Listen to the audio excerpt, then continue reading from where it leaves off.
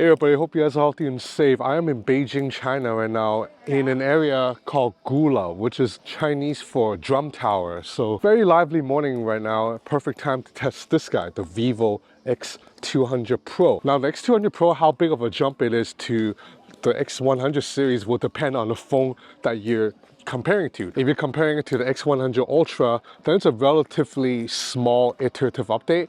But if you compare it to the X100 Pro, which is a more apt direct comparison, then the jump is quite big. So what is new compared to the X100 Pro? So you have a new SoC, it's a MediaTek Dimensity 9400. This is the newest chip that just came out like 4 days ago. It's built on 3nm architecture and it's meant to compare against the Snapdragon 8 Gen 4, so it's definitely flagship territory. You also have that 200 megapixel periscope zoom lens here, the lens that made its debut with the X100 Ultra. So this is a big jump if you're coming from the Pro, because that Pro had a 50 megapixel zoom lens. So this zoom lens has an 85mm optical reach, about 3.7x zoom. It has a sensor size of 1/1.4, which is gigantic for a periscope zoom lens.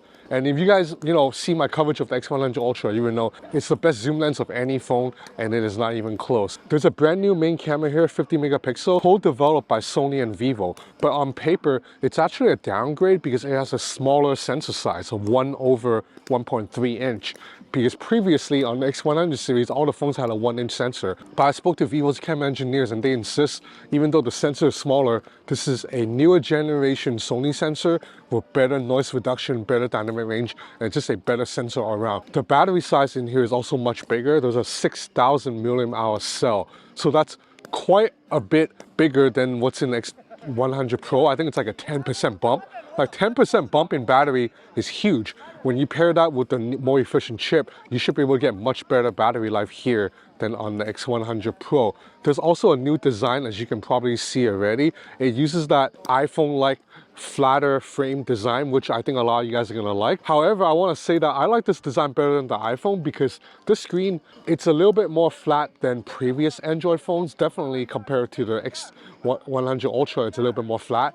But it is not a completely flat panel. There are subtle curvatures on all 4 sides, just like on the Xiaomi 14 Pro and the Xiaomi 14 Ultra. So it's more comfortable to hold, and when you're swiping up on the phone, your thumb is running through a curved edge. You also have an ultrasonic fingerprint scanner here.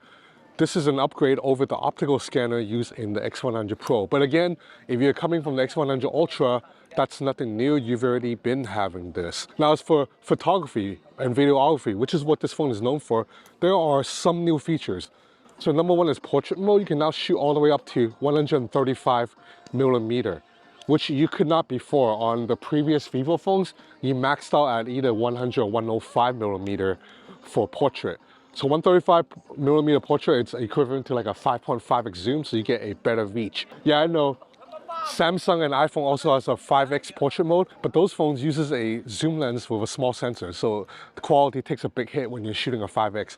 Not this guy. So in fact, let's just take some portraits now with the iPhone 16 Pro Max and the Vivo X200 Pro. So you're gonna see the Vivo shot just has more details. And right now I'm in good lighting. If you move to low light conditions, it is not even close. The Vivo Portrait is much sharper than the iPhone Portrait. Vivo also implemented that AI fast shutter that we've seen from Huawei phones into the portrait mode. So that means now even when you're shooting portrait and they're moving kind of fast, you can get shots that are completely still. So this fast shutter is very handy when you're trying to take portraits of someone playing a sport. Like right here, look at this. This is in the middle of a kick and there's no blur in his body. It also works with cars and cyclists too. Even at night, the shutter does slow down a little bit, but you can still grab some very clean shots of moving subjects. In low light conditions, the shots are as beautiful as you would expect from a Vivo phone. That Vivo HDR is on point every single time. Look at these shots. Not a single light is blown out. Colors, lighting, everything is like perfect. And I also find the X200 Pro's zoom lens photos gets a little bit brighter and more balanced than the X100 Ultra, even though they have the same lens. Video performance has also improved. Now the standard video mode is excellent as ever, as you can see. Excellent stabilization. You can switch between the lenses pretty smoothly.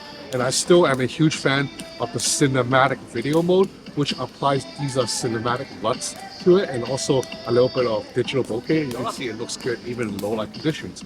But there's a new Vivo log mode, which allows you to shoot in log footage. Now, log, if you don't know, it's basically like it's like shooting in RAW in photography.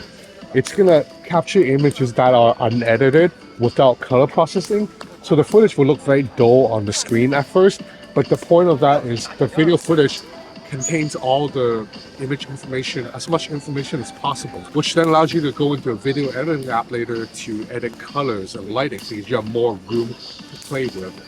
So you can now shoot in log on the Vivo X200 Pro, but the cool thing is there's a little button here that if you tap, Vivo will merely apply a LUT to it so you can see the colors. But you're still shooting in log. But you can turn it off if you want to see the conventional log footage.